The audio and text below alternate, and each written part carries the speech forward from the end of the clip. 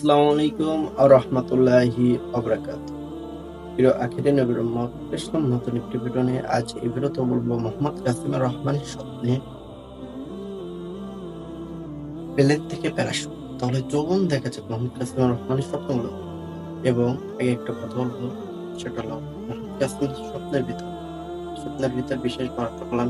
আমরা এই মুসলিম উম্মাহ সারা পৃথিবীতে, আমরা এই মুসলিমরা উম্মাহ সবাই শিরকের ভিতরে শিরকে ডুবে আছে। আমরা এখন টের পাচ্ছি। ইনশাআল্লাহ ভিডিও শেষে তো বলবো কি কি শিরক করলে শিরক হবে। চলুন মোহাম্মদ কাসিমুর রহমানের স্বপ্নগুলো শুরু করা যাক। মোহাম্মদ কাসিম বলেন, 3 ফেব্রুয়ারি 2019 সালের তারিখে এই স্বপ্ন আমি দেখলাম যে সারা পৃথিবী থেকে কিছু লোক আমার সাথে যোগাযোগ করতে শুরু করছে। আমি তাদের সঙ্গে মুঠোফোনে কথা বলি। তারপর আমি একে একে সবাইকে আমার কাছে নিয়ে আসতে থাকি।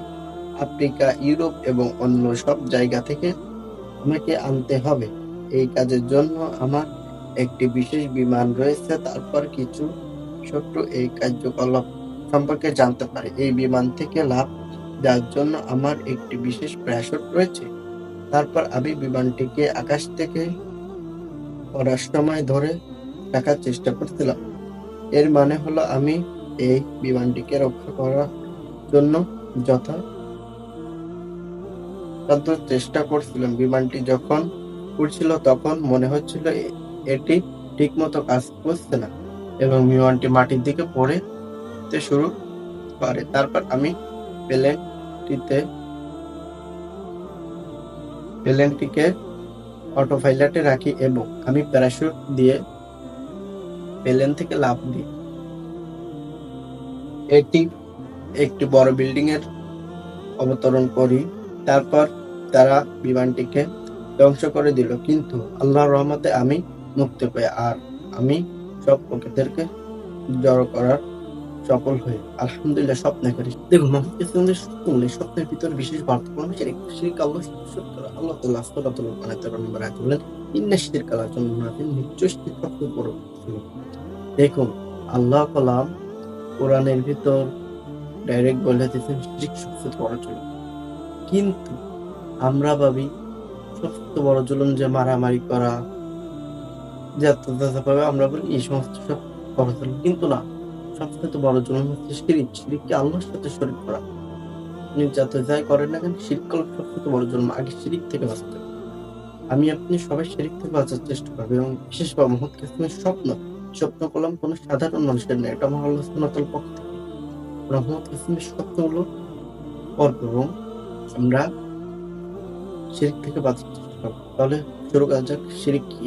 দেখুন, প্রথমত আমাদের বাড়ির ভিতর যদি কোনো দেয়ালে কোনো মানুষ কিংবা কোনো জন্তুর ছবি থাকে বা কোনো জীবজন্তুর ছবি থাকে, দেয়ালে যদি পেন্ট করা থাকে, এটা কোনো শিরক। কারণ এটা আল্লাহর সাথে শরীক করা। কারণ ওটার ভিতর তো কোনো জাত, ওটা তো ছবি। তারপর কি আপনার ফ্যামিলি ফটো, এর ভিতর কোনো ছবি থাকে, এটা কোনো শিরক। কারণ ওটার ভিতর কোনো জাত নেই, জীবন নেই, ওটাও শিরক। তারপর কি?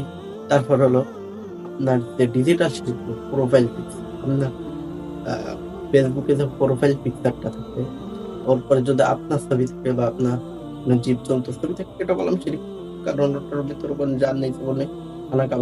ঘরের ভিতর যে 300 খানা কাবা ঘরের ভিতর যে মূর্তিগুলো ছিল, ওটাও বললাম শিরক। কারণ ওটার ভিতরে তো কোনো জান নেই, ওগুলো তো মরে গেছে, জমা গেছে, তাই না? আমরা এই শিরক থেকে বাঁচার চেষ্টা করি। ঠিক আছে? তারপর কি? তারপর হলো আমরা একটা শ্যাম্পু কিনলাম, শ্যাম্পু থেকে একটা ছবি। ফ্যানলাভলি কিনলাম, ফ্যানলাভলি থেকে একটা ছবি। যত কসমেটিক কিনি আমরা, যত কেনাকাটা করি, সব থেকে ছবি। আপনি বাজারে যাবেন, যেখানে যাবেন, মোড়ে মোড়ে একটা ছবি, ব্যানারের ছবি, মূর্তি, এগুলো কোনো সব শিরক। এটা আমার আল্লাহর সাথে শরীক করা। বর্তমানে এই মুসলিম উম্মাহ কেন ভাই এই শিরকের কারণ? আমরা সবাই শিরক থেকে বাঁচার চেষ্টা করি। মোহাম্মদ কাসিমের স্বপ্নে এটা বললাম আল্লাহ তাআলাই বার্তা দিছে মুসলিম উম্মাহর প্রতি। এই বললাম সব শিরক। এই শিরক থেকে বাঁচার চেষ্টা করতে হবে। আমরা মোহাম্মদ কাসিমের রহমানের স্বপ্নগুলো পড়ি, এতে কোনো সমস্যা নেই। আমরা তো সবই করছি, স্বপ্নগুলো পড়তে আমাদের কিসের সমস্যা? আমরা সবাই স্বপ্নগুলো পড়ি, তাই না? এটা তো আমার আল্লাহর পক্ষ থেকে, এটা তো কোনো খারাপ কিছু না। এটা তো তো স্বপ্ন, স্বপ্নগুলো পড়ি। ঠিক আছে? এবং মোহাম্মদ কাসিম সত্য এবং উনি মিথ্যা নয় এবং ওনার স্বপ্নগুলো সত্য। আমরা যারা মোহাম্মদ কাসেমকে ভণ্ড বলি, খবরদার আমরা কখনোই মোহাম্মদ কাসেমকে ভণ্ড বলবো না, কারণ উনি আল্লাহর একজন। আমরা কখনোই মোহাম্মদ কাসেমকে ভণ্ড বলবো না, কারণ ওনার স্বপ্নগুলো সত্য। আমার আল্লাহ সুবহানাহু ওয়া তাআলার পক্ষ থেকে।